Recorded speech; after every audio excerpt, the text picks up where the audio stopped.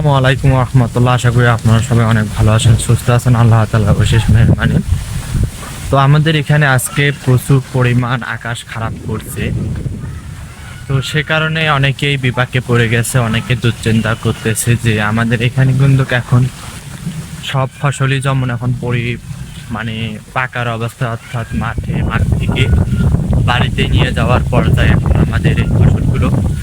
তো এই সময় যে আজকে সর্বপ্রথম আমাদের এখানে এই বর্ষার মৌসুমে সর্বপ্রথম আমাদের এখানে আকাশ প্রচণ্ড পরিমাণে খারাপ করছে। এটাই হচ্ছে বেশি পর্যায়ে খারাপ করছে আকাশটা। তো আল্লাহ তাআলাকে আশা করি যেন এখানে শিলাবৃষ্টি না হয়। বাংলাদেশের কোনো অনেক জায়গায় কিন্তু শিলাবৃষ্টি হয়েছে।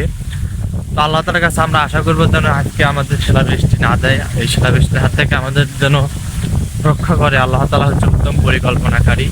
তো এতটা পরিমাণ আকাশ খারাপ হয়েছে যে বলার বাহিরে, মানে প্রচণ্ড পরিমাণ আকাশ খারাপ হয়েছে, অনেক পরিমাণ বাতাস বইছে। তো এই বাতাসের কারণে কিন্তু আমাদের ফসলের জমিগুলো কিন্তু মানে হালিয়ে, মানে ফসল যেগুলো দাঁড় হয়ে আছে ওগুলো কিন্তু মাটিতে অর্থাৎ জমিতে শুয়ে যেতে পারে, অর্থাৎ হালিয়ে কিন্তু নষ্ট হয়ে যেতে পারে পানি, মানে বাতাসের কারণে।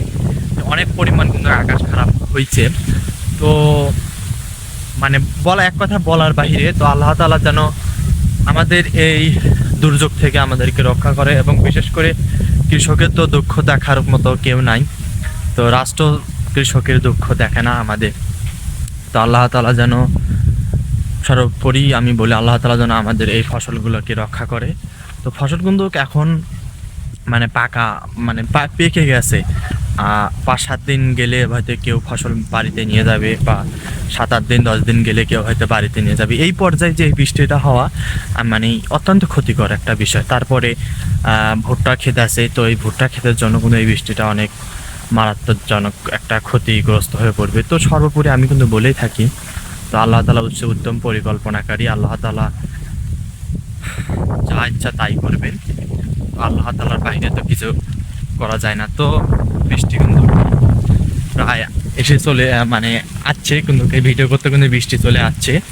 তো আমি এখন বাসায় যাবো, এখানে আর থাকার মতো আবহাওয়া নেই। তো বৃষ্টি কিন্তু চলে আসছে ইতিমধ্যে, আর হচ্ছে প্রচণ্ড পরিমাণ বাতাস বইছে। তো আল্লাহ তাআলা যেন, আমি বারবার বলতেছি, আল্লাহ তাআলা যেন, আপনারা সবাই দোয়া করবেন, আল্লাহ তাআলা যেন আমাদের এই কঠিন দুর্যোগ থেকে রক্ষা করে, এবং ফসলগুলোকে, বিশেষ করে ফসলগুলোকে যেন